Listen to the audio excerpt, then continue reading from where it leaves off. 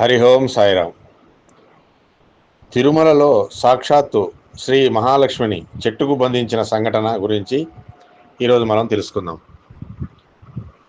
పూర్వం తిరుమల ఆలయం చుట్టూ దట్టమైన అడవి ఉండగా అర్చకులు ఉదయం కొండపైకి ఎక్కి స్వామివారికి పూజా కైంకర్యాలు నిర్వహించి తిరిగి చీకటి పడేలోపు కొండ కిందికి దిగి వచ్చేవారు. ఆ రోజుల్లో తిరుమలలోనే ఉంటూ స్వామివారికి సేవ చేయడానికి ఎవరు కూడా సాహసించేవారు కాదు. అందుకే ఆలయాన్ని సూర్యోదయం తర్వాతే తెరిచేవారు. ఆ సమయంలో రామానుజుల గారి కోరిక మేరకు అతని శిష్యుడైన అనంతాళ్వార్ తన భార్యతో సహా తిరుమల కొండపైన నివసించడానికి ఒప్పుకున్నారు. ఈ విధంగా స్వామివారి ఆలయానికి వెనుక వైపు నివసించే అనంతాళ్వార్ స్వామివారికి నిత్యం పూజలు చేయడానికి పూలు కావాలని భావించి ఆలయం వెనుక వైపు ఒక పూల తోటను నిర్మించుకున్నారు. అనంతాళ్వార్ పూల తోట వేసి ఆ తోటలోని పూలను మాలలుగా అల్లి ప్రతిరోజు స్వామివారికి సమర్పించేవారు. ఇక రామానుజ పుష్పవాటికలో అనేక రకాల పుష్పాలను పండించేవారు.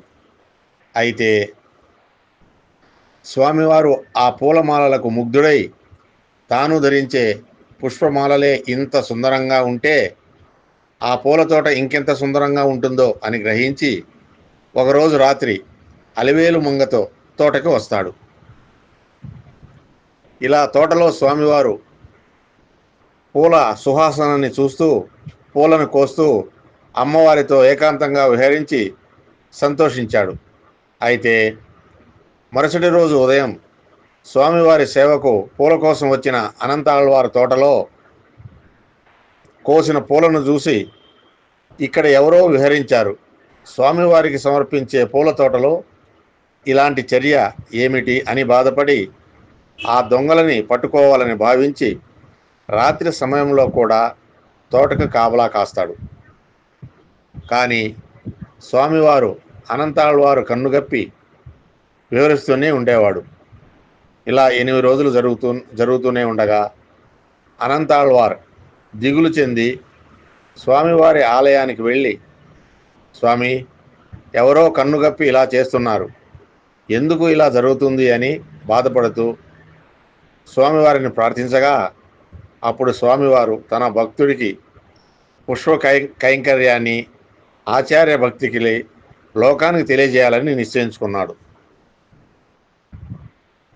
ఇక అనంతాళ్వారు 9వ రోజు రాత్రి కూడా ఎవరో తెలుసుకోవడం కోసం తోటలో కాపు కాస్తుండగా ఒక పొద దగ్గర ఏదో శబ్దం వినిపించింది. అటుగా వెళ్ళి చూస్తే అక్కడ ఒక జంట కనిపించింది. అప్పుడు అనంతాళ్వార్ చూడడానికి రాజా కుటుంబానికి చెందిన వారిగా ఉన్నారు అని తలచి తన తోటలో పూలను నాశనం ఎందుకు చేస్తున్నారు, ఎవరు మీరు అంటూ వెళ్ళి వారిద్దరిని పట్టుకోగా వారిద్దరిలో స్వామివారు తప్పించుకొని వెళ్ళగా అమ్మవారు మాత్రం అతడి దగ్గర బందీగా ఉండిపోయింది. అప్పుడు అనంతాళ్వార్ అమ్మవారిని ఆ తోటలో ఒక చెట్టుకు కట్టివేసి పారిపోయిన అతడి కోసం వెతకనారంభించాడు.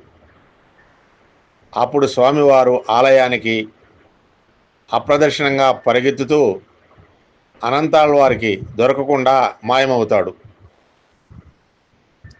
అప్పుడు అతడు ఎంతకీ కనిపించకపోవడంతో తోటలోకి తిరిగి వచ్చి తెల్లవారుజామున వెతుకుతామని నిద్రపోతారు అనంతాళ్వార్. ఇక మరుసటి రోజు ఉదయం అర్చకులు బంగారు వాకిలిని తెరిచి స్వామివారిని మేల్కొల్పుతారు. అయితే స్వామివారి వక్షస్థలం మీద అలివేలు మంగ బంగారు ప్రతిమ కనిపించకపోవడంతో ఆందోళన చెందుతారు.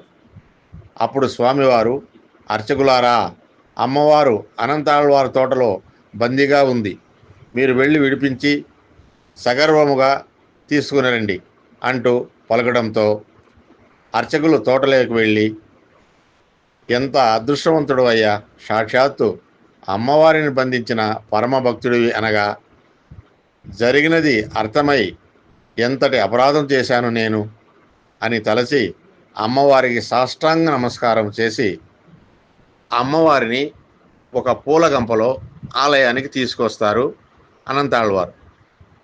ఈ విధంగా అమ్మవారిని తీసుకొచ్చిన అనంతాళ్వారిని శ్రీవారు మామా అని పలుకుతూ, నీ కూతురిని పూల బుట్టలో పెట్టుకుని నాకు సమర్పిస్తున్న నీవు నాకు కన్యాదాతవైనావు మామగారివి అని పలకడంతో అమ్మవారి బంగారు ప్రతిమై తిరిగి స్వామివారి వక్షస్థలానికి చేరుకుంది.